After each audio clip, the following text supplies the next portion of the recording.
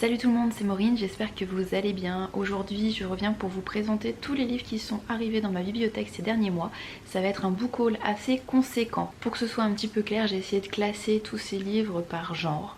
Donc on va commencer par tout ce qui sera roman, recueil de nouvelles, un texte vraiment brut. Et ensuite je passerai plutôt à tout ce qui est documentaire et graphique. Il y en a pas mal des deux côtés, je pense qu'on est à 21 ou 22 titres en tout dans cette vidéo, donc il y a de quoi faire. Je commence rapidement par vous présenter le kit de presse que j'ai reçu pour le recueil de nouvelles Féroce Cité, qui était un financement participatif sur le site des éditions Projet Silex, donc financement participatif auquel j'ai participé. Dans ce kit presse, on avait un petit peu une explication du pourquoi, du comment, et quelques extraits de ce recueil, de cette anthologie de nouvelles. Il y a 3 nouvelles par petit kit presse. Chaque personne qui a reçu un kit presse a reçu 3 nouvelles différentes. Il y en aura 10 en tout dans l'anthologie qui sera très bientôt publiée. Le financement est terminé. La publication était prévue initialement au mois de juillet, mais il y a eu un petit peu de retard, donc normalement on devrait recevoir nos exemplaires papier et ou numérique à partir du mois d'août.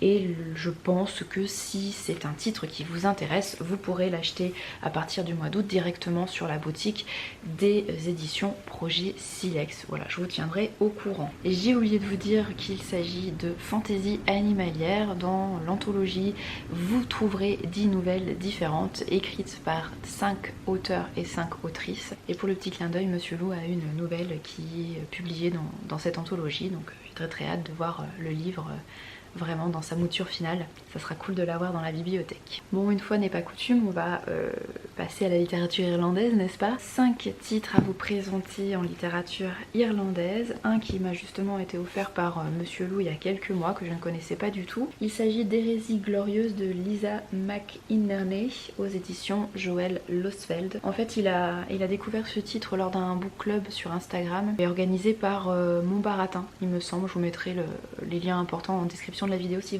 ça vous intéresse. En tout cas, chaque dimanche ou presque, ou toutes les 2 semaines, enfin bon bref, je sais plus, à chaque numéro de ce book club il y a une thématique un petit peu particulière. Je sais plus quelle était la thématique du book club dans lequel Monsieur Lou a découvert ce titre là. En tout cas, la personne qui l'a présenté a adoré, l'a très bien vendu, et donc voilà pourquoi il est arrivé entre mes mains. Donc ça se passe en Irlande. L'héroïne s'appelle Maureen, donc petit clin d'œil sympa. Elle arrive donc à Cork après 40 ans d'exil. Elle veut retrouver son fils qui s'appelle Jimmy. Elle a dû l'abandonner, on sait pas trop pourquoi, et là elle est à sa recherche 40 ans plus tard. L'Irlande très joyeuse hein, comme d'habitude, avec pas mal de bagages, un passif assez noir, assez sombre, et ça se ressent pas mal dans les histoires que peuvent nous raconter les auteurs irlandais encore aujourd'hui. C'est un titre, je pense, qui date de 2014 ou 2015, c'est pas très vieux. 2015.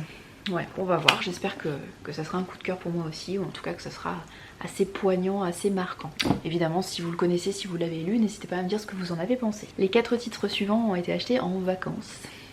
Parce que forcément, quand on part en vacances et qu'on visite de nouveaux endroits, de nouvelles villes, on passe forcément dans les librairies, bien sûr. Donc lors de notre randonnée dans les Cévennes, le dernier jour, on avait un jour un peu off à Alès. On a commencé la matinée à Alès et ensuite on a pris un bus parce qu'on voulait aller visiter un petit village à côté, Vézénobre, qui est très beau. Un village médiéval très sympa. Un tout petit centre historique tout mignon avec des petits restos, enfin bon bref, si vous avez l'occasion d'y aller, n'hésitez pas. Mais en attendant le bus qui passait vers midi 10, on s'est dit que on allait occuper notre matinée à faire un peu la grasse matinée déjà, parce qu'après une semaine de rando on était content de dormir un peu plus longtemps le matin, mais aussi de visiter un petit peu les librairies qu'il pouvait y avoir à Alès. Et donc on a découvert la librairie Sauran, je crois, c'est ça, il me semble que c'est ça. Et donc on a fait un petit tour, et forcément c'était le dernier jour, donc on s'est dit bon, on peut charger un peu notre sac, c'est pas grave, on n'a pas forcément beaucoup de kilomètres à faire avec le sac lourd sur le dos. Donc on s'est fait plaisir. Ce genre de petites choses de Claire Keegan aux éditions Sabine Westpizer. En fait, pour la petite anecdote, j'ai lu l'e-book que j'avais emprunté sur le site de la médiathèque pendant cette semaine de randonnée en fait dans les Cévennes. Même en une journée, hein, parce que c'est très court, ça fait une centaine de pages à peine, donc ça se lit très vite. Je l'ai lu à Saint-Germain-de-Calbert, je crois, exactement, sur ma liseuse. Et donc quand je l'ai vu en rayon dans la librairie le dernier jour, je me suis dit que voilà, ça serait le livre un petit peu qui aurait marqué entre guillemets ces vacances. Donc c'est un texte très court de Claire Keegan que j'ai déjà lu. J'ai lu Les Trois Lumières, qui était aussi un texte très court. aussi chez Sabine Westpizer. Ce genre de petites choses, j'ai bien aimé, même si je m'attendais à quelque chose un peu plus fort. Pour vous expliquer rapidement de quoi ça parle, ça se passe dans les années 80, 85, donc en Irlande hein, forcément. Et on va suivre un homme, un père de famille marié avec 4 ou 5 enfants, 4 ou 5 filles d'ailleurs je crois, dans une petite bourgade irlandaise. Il va être témoin d'un drame qui jusque-là était tu en Irlande. Donc le drame, je vous en ai déjà parlé des dizaines et des dizaines de fois, c'est ces couvents des blanchisseuses, ces couvents des madeleines, là où on envoyait les jeunes filles, les jeunes femmes ou même les vieilles femmes qui étaient gênantes pour la société irlandaise. Donc soit parce qu'elles étaient trop belles, soit au contraire parce qu'elles étaient trop laides, trop attirantes, trop séduisantes, elles s'étaient fait violer, elles gênaient, donc pour s'en débarrasser on les envoyait dans ces couvents où elles travaillaient gratuitement, elles étaient exploitées dans les blanchisseries, un travail très très dur, très harassant, elles n'étaient pas du tout payées hein, évidemment. L'argent qui était récolté grâce à ce travail de blanchisserie arrivé dans les caisses de l'église catholique irlandaise évidemment. L'autre côté dramatique de cette histoire, c'est que beaucoup de ces jeunes femmes ou femmes qui arrivaient dans ces couvents étaient enceintes, elles accouchaient dans des conditions horribles parce que pas du tout soulagées.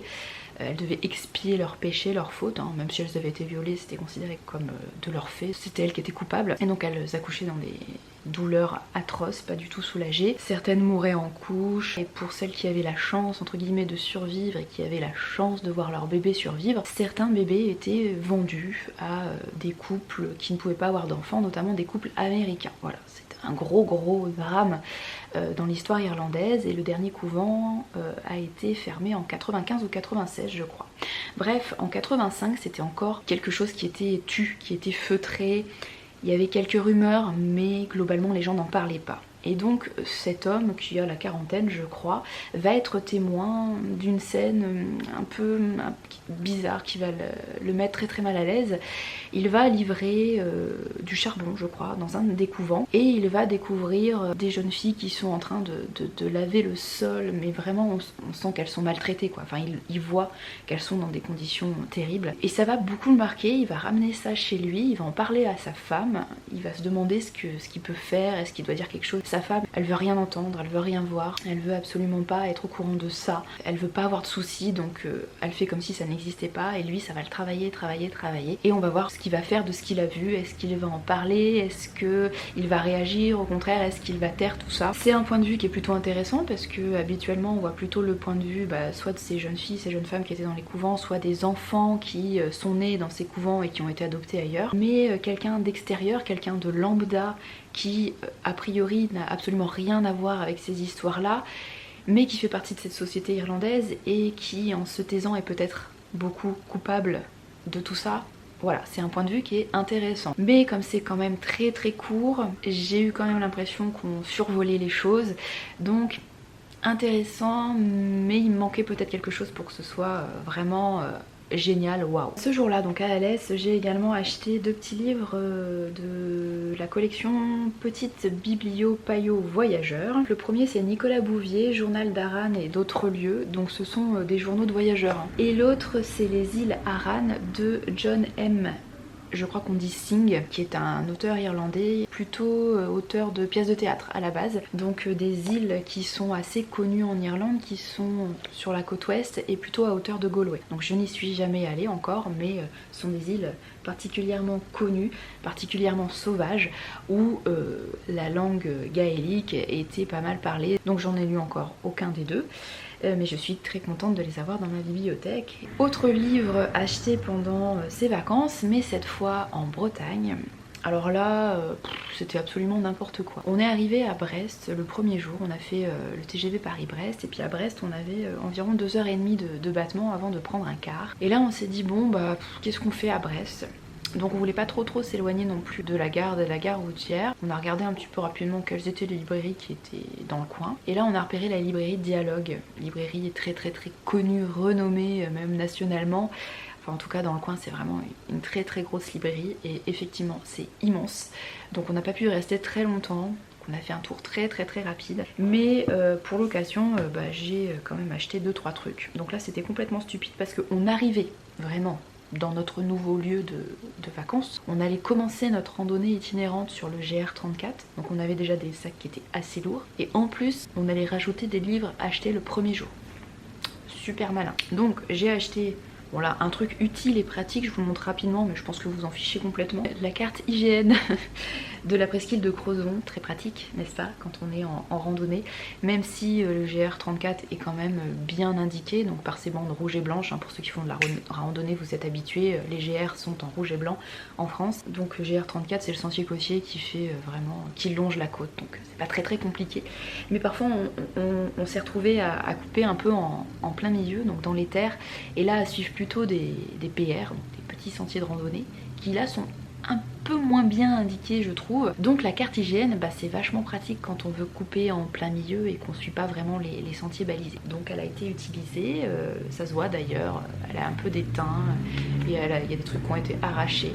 Bref, moi je vous conseille quand vous randonnez d'avoir une carte IGN comme ça. Bref, donc ça pesait pas trop lourd et c'était plutôt du côté, c'était plutôt de l'utile quoi, dans le sac. Donc on va dire que ça compte pas trop. Par contre, je me suis acheté un autre livre que je ne connaissais absolument pas, que j'ai trouvé du côté des rayons littérature de voyage. Amour irlandaise de Maryse Vianney aux éditions Magellan et compagnie, collection Je est ailleurs. Et finalement ça a été ma lecture pendant cette semaine bretonne sur la presqu'île de Crozon, notamment sur la plage, donc c'était plutôt très cool, surtout que sur la presqu'île de Crozon, la côte ouest avec toutes ces landes, ces ajoncs, cette bruyère, on se croirait vraiment en Irlande. Voilà, donc je m'y croyais doublement. Maryse Vianney, l'autrice, nous raconte un épisode de ce qu'elle a pu vivre lorsqu'elle était en Irlande, c'est autobiographique. Elle était sur la côte ouest irlandaise, dans un tout petit patelin. Elle va faire la rencontre d'un jeune homme qu'elle va surnommer Bobby, espèce de baroudeur un peu particulier et qui va l'accompagner sur un petit bout de chemin. C'est entremêlé de petites anecdotes sur l'histoire, le folklore irlandais, la mythologie irlandaise, donc c'est plutôt intéressant. En revanche, il y a un petit côté très poétique. L'autrice adopte un style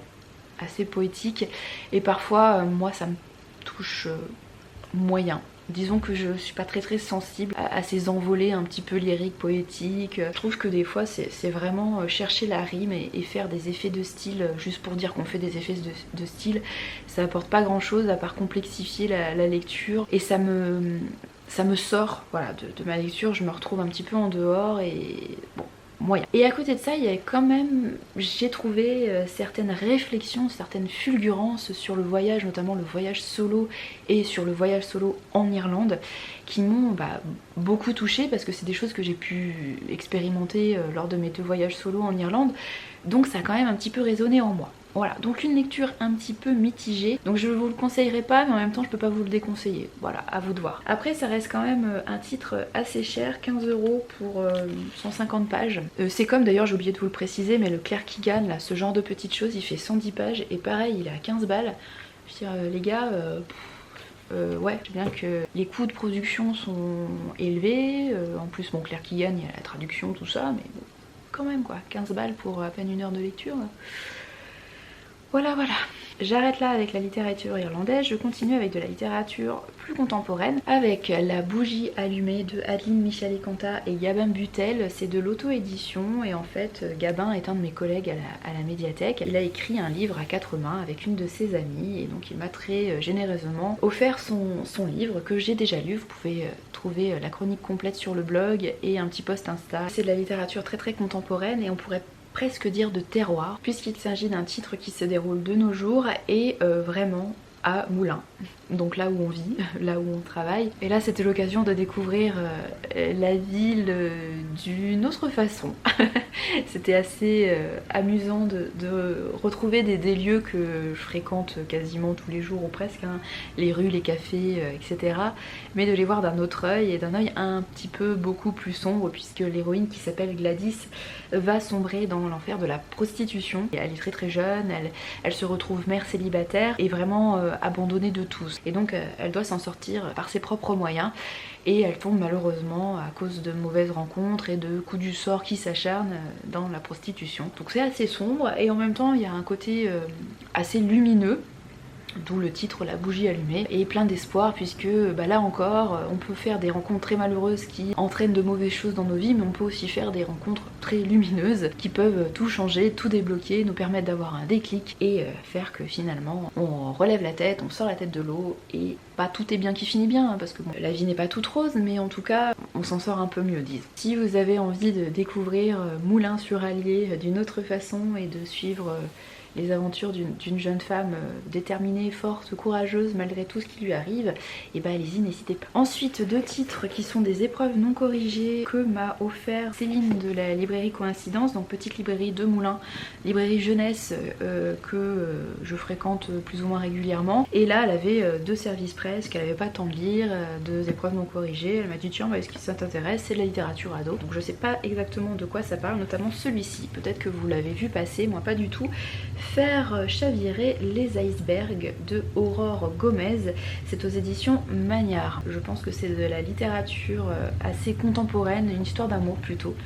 On nous dit une histoire d'amour positive et solaire, un vrai bonheur. On parie que vous allez fondre. Si vous avez un retour sur cette lecture, n'hésitez pas à me le dire. Et l'autre, c'est un recueil de nouvelles que j'ai acheté pour la médiathèque, puisque c'est un recueil de nouvelles de science-fiction qui s'appelle Renaissance. 6 histoires qui réinventent le monde, et dans les auteurs, il y a Nadia Coste, Florence Inkel, je sais jamais comment on dit, Christophe Lambert, Nathalie Stragier, Yves Grevet et Jérôme Leroy, qui sont des autrices et auteurs de littérature jeunesse ado assez connus, assez renommés. Là aussi, si vous avez lu les nouvelles, n'hésitez pas à me dire ce que vous en avez pensé. Dernier titre de littérature jeunesse ado, cette fois acheté pour ma commande trimestrielle, enfin bon, je sais plus comment ça se passe chez France Loisirs, mais en tout cas c'est un de mes derniers achats. Là c'est une collection que j'avais vu passer il y a déjà quelques temps et qui m'intriguait pas mal. Ce sont des personnalités assez connues qui vont être vues décortiquées par un ou une ado dans des sortes de journaux intimes. Ça s'appelle Léonard de Vinci, vu par une ado, et c'est de Cécile Alix, et donc moi j'ai l'édition France Loisirs. Il y en a un autre sur Molière je crois, et il y en a eu d'autres dans cette collection, mais évidemment il n'y a pas la biographie de l'autrice écrite, donc bon bah je vous laisserai aller voir sur internet si ça vous intéresse. Ce que je trouvais plutôt cool, c'est que c'est un format très visuel, très dynamique, donc je me dis pour les jeunes lecteurs, les ados, ça peut être une assez bonne entrée en matière. Moi je trouve que c'est super attirant, et je suis vachement curieuse de découvrir cette collection d'un œil de lectrice adulte, mais aussi d'un œil un peu plus professionnel, pour voir si ça pourrait parler à des lecteurs un petit peu plus jeunes et plus ou moins réfractaires à la lecture. Voilà pour les romans. Maintenant on va passer à tout ce qui est un petit peu documentaire et graphique. J'ai commandé les tomes 1 et 2 de Garder l'œil ouvert de Victoria Charlton aux éditions de l'Homme. Je ne peux pas vous montrer le tome 1 puisque je l'ai prêté à ma mère. J'ai déjà lu ce tome 1 mais j'ai pas encore lu ce tome 2.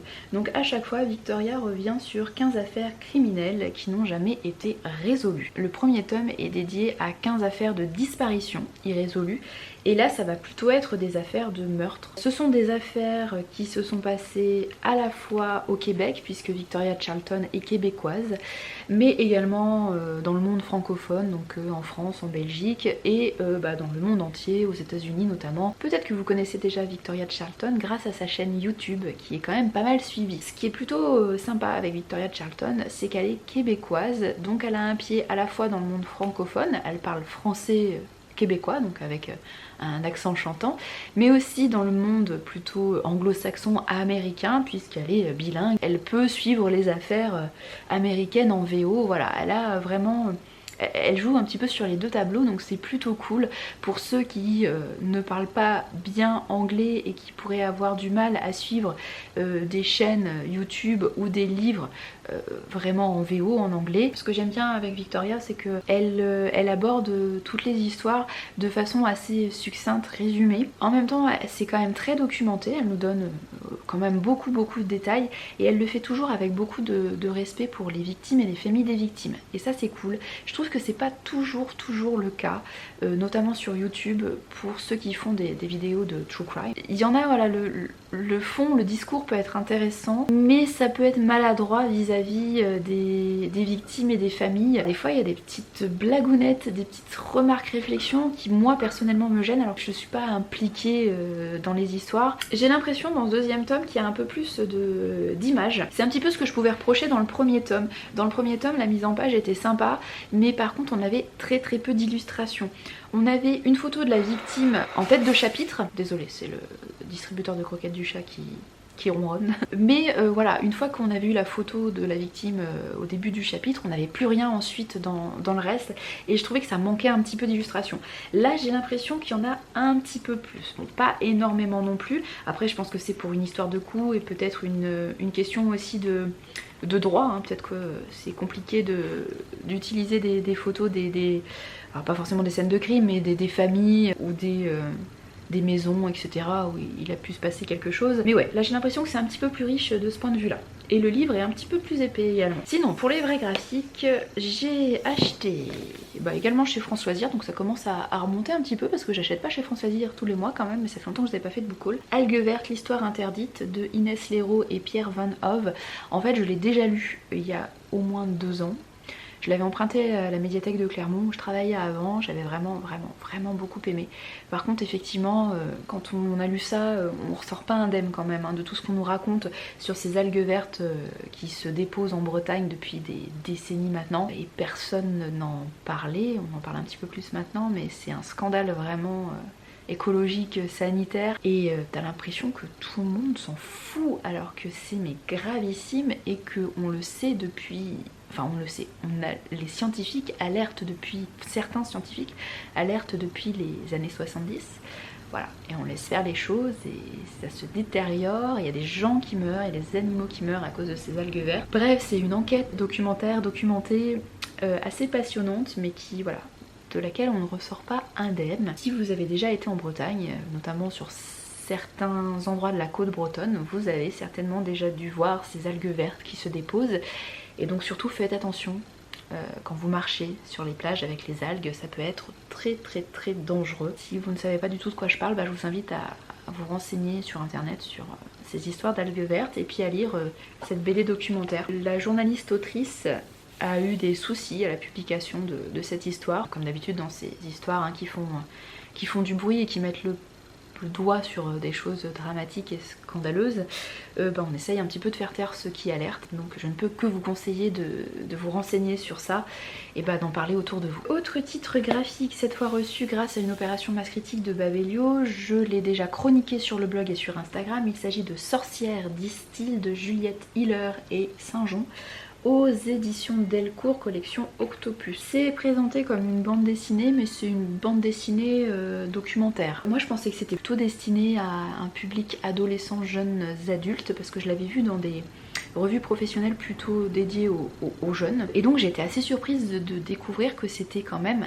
assez dense et pas très abordable. Je sais pas quoi vous dire sur cette lecture parce que j'ai aimé, je suis un peu mitigée, mais c'est quand même, ça tend quand même plus sur le positif. En fait on va partir de l'histoire fictionnelle de 4 personnages, de 4 femmes qui vivent à la fin du Moyen-Âge, au début de la Renaissance, donc plutôt 15e, 16e siècle, et grâce à ces petites histoires fictionnelles, on va découvrir la grande histoire qui est liée à la chasse aux sorcières et à l'Inquisition.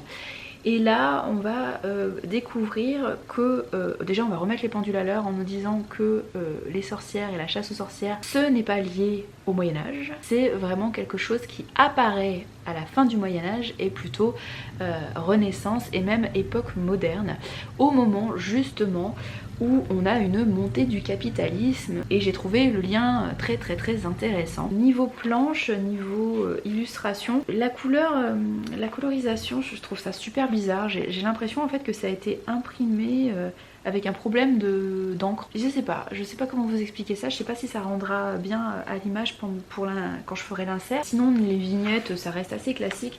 Moi ce que j'ai plutôt aimé c'est les pages qui sont en pleine page, justement les illustrations qui sont en pleine page, que j'ai trouvé un petit peu plus dynamique, un petit peu plus original que lorsqu'on suit des vignettes avec des cases assez classique. Je vous laisserai juger par vous-même si vous avez envie d'en apprendre plus sur l'histoire liée aux sorcières, à la chasse aux sorcières.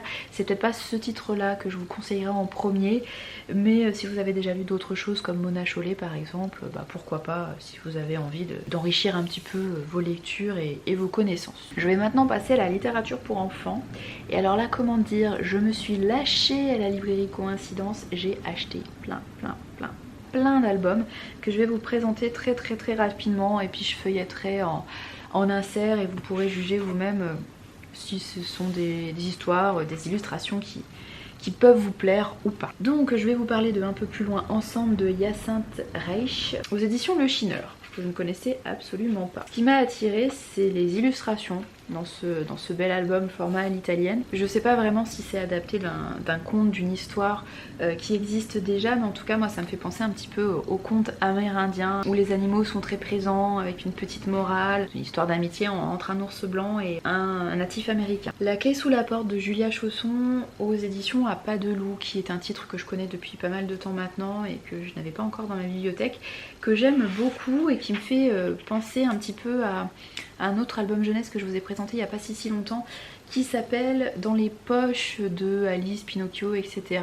de Isabelle Simler. Isabelle Simler, dans ce titre-là, va se demander ce qu'il peut y avoir dans les poches des héros de contes de fées qu'on connaît très bien, Alice, Pinocchio, voilà. Et donc c'est un peu un livre-jeu entre parents et enfants. Là, c'est un petit peu le même genre, puisque là aussi c'est une sorte de livre-jeu. On va avoir les différentes maisons des contes de fées, et il s'agit de retrouver de quel conte de fées il s'agit, avec à chaque fois un petit texte qui va bien. Julia Chausson, je l'aime assez parce qu'elle a un travail graphique qui est intéressant. Elle travaille beaucoup avec la gravure, et notamment la gravure sur bois ou avec des tampons. Il y a un titre qu'elle a illustré qui est assez connu qui s'appelle Petit. Elle a juste fait les illustrations d'un texte d'Alain Serre, je sais plus chez quel éditeur c'est, mais en tout cas c'est un titre que j'adore et qu'il faudrait que j'achète aussi. Et là, c'est un titre qui met en avant la relation parent-enfant à travers les animaux. C'est très beau.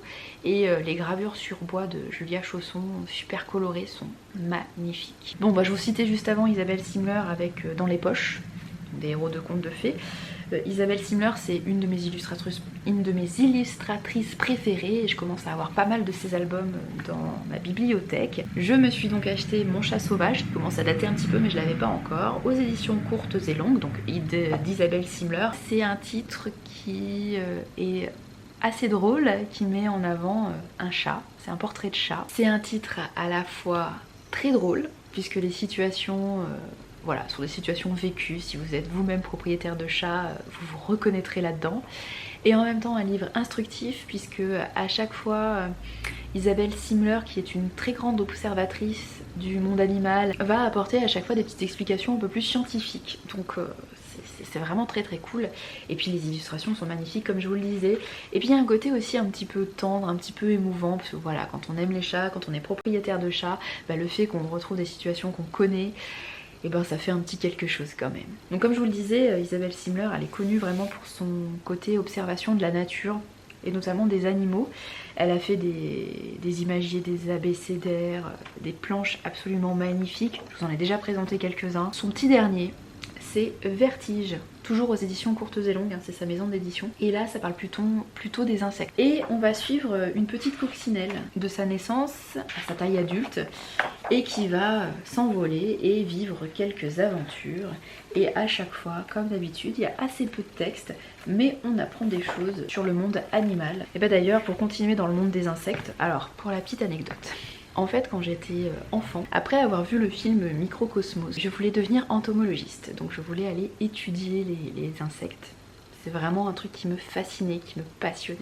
Et d'ailleurs maintenant en ayant grandi, je trouve les insectes toujours assez fascinants, passionnants. Alors quand j'étais gamine, je les prenais tous à pleine main. Là maintenant, en vieillissant, on développe des peurs assez absurdes. Je suis un petit peu moins à l'aise quand même. Mais bon, voilà. Par contre, oui, il y a une distinction importante entre insectes et arachnides, hein, n'est-ce pas? Autant les insectes, je trouve ça assez fascinant, les fourmis, les papillons, les coléoptères, voilà. Autant les arachnides, les araignées, donc 2 pattes de plus, insectes 6 pattes. arachnides de mes pattes. Là non, c'est pas possible. Hein. Et en même temps, elles me font peur, ces araignées, mais je trouve ça aussi assez fascinant quand même, mine de rien. La géométrie des toiles, la façon de chasser, de se défendre, etc. C'est quand même assez fascinant. Bref, ce petit monde-là, ça a toujours été un truc qui me parlait. Vraiment, ouais, je voulais devenir entomologiste et je voulais même partir dans la forêt amazonienne pour étudier les fourmis Atta. Ce qui est complètement con, hein, parce que bon, j'ai peur des araignées, hein, donc dans la forêt amazonienne, les mygales et tout, je pense qu'il y a ce qu'il faut. Je supporte pas la chaleur et l'humidité, donc ouais, on est vraiment un petit peu con hein, quand on est gamin. Mon rêve d'enfant, c'était d'être entomologiste. Bon, et puis après, je voulais être médecin légiste. Il y avait quand même une petite corrélation.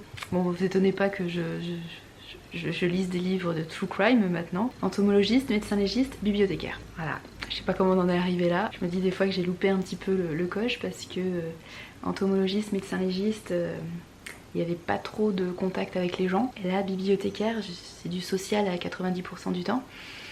Il y a des jours je regrette un peu, hein, je vous avoue. Je repartirais bien du côté des insectes ou des gens morts. Tout ça pour dire que j'ai reçu de la part de Babelio Insectes grandeur nature, comme vous pouvez le voir, le livre est immense. De Walter Fogato, c'est illustré par Isabella Grotte et c'est aux éditions Rustica, collection Rustikid. Donc Rustica, c'est une maison d'édition qui fait beaucoup de choses sur le jardinage, les animaux, bref, plutôt des documentaires assez pratiques. Les illustrations sont magnifiques et l'avantage de ce titre-là, c'est qu'effectivement, les illustrations sont la plupart du temps en grandeur nature.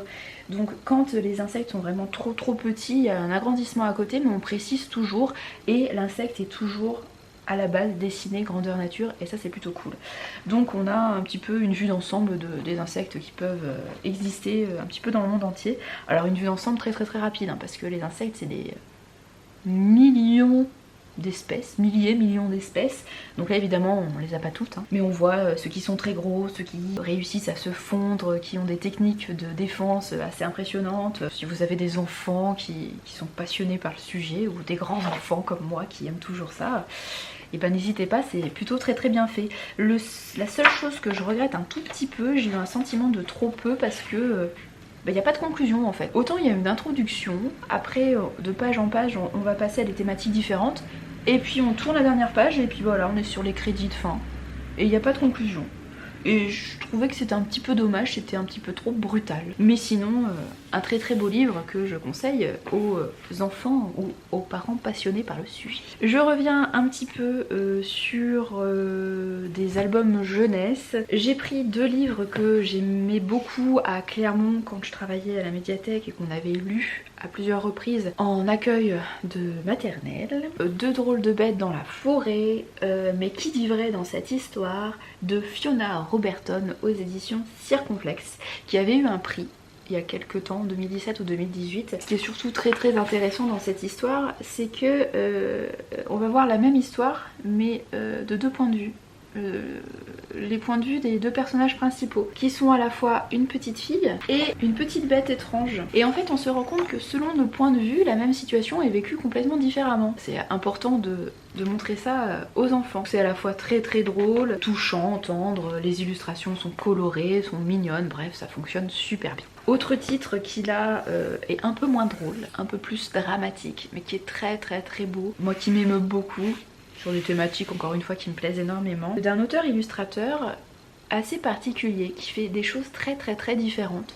Et autant il y a certains titres que je vais adorer de lui et d'autres mais que j'aime pas du tout. Donc je ne peux que vous conseiller d'aller voir ce que fait ce monsieur de Dieu. Les bonshommes de neige sont éternels, c'est aux éditions Seuil jeunesse. Bon alors là c'est pas du tout une thématique de saison, hein, n'est-ce pas? C'est plutôt un truc hivernal ou de printemps. Alors regardez-moi ces images comme c'est trop mignon, j'adore. Parfois je vais adorer des illustrations très minimalistes et colorées, et d'autres fois des illustrations beaucoup plus classiques, à la limite anciennes. Et je trouve que de Dieu dans ce genre de livre là fait des choses beaucoup plus classiques et presque vieillottes entre guillemets, mais je trouve ça tellement beau. Là on va suivre les animaux de la forêt et leur ami le bonhomme de neige. Le soleil arrive et la chaleur est à nouveau là. Je peux pas vous dire que tout est bien qui finit bien, mais c'est hyper émouvant, mais bon il y a quand même un côté positif et de l'espoir là-dedans. Et justement, des thématiques encore une fois qui me parlent beaucoup, ça s'appelle Les Saisons,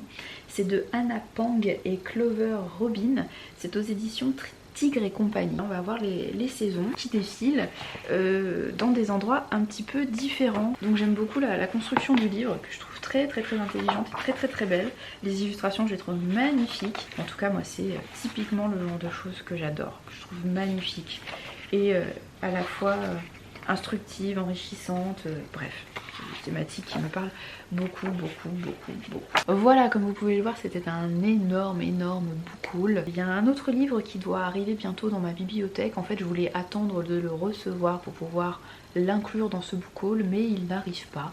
Donc bah tant pis, ça sera pour une prochaine fois. Mais je vais quand même essayer d'être un petit peu plus raisonnable au niveau achat de livres. En même temps je dis ça à chaque fois et à chaque fois c'est assez catastrophique. En tout cas que de très belles acquisitions.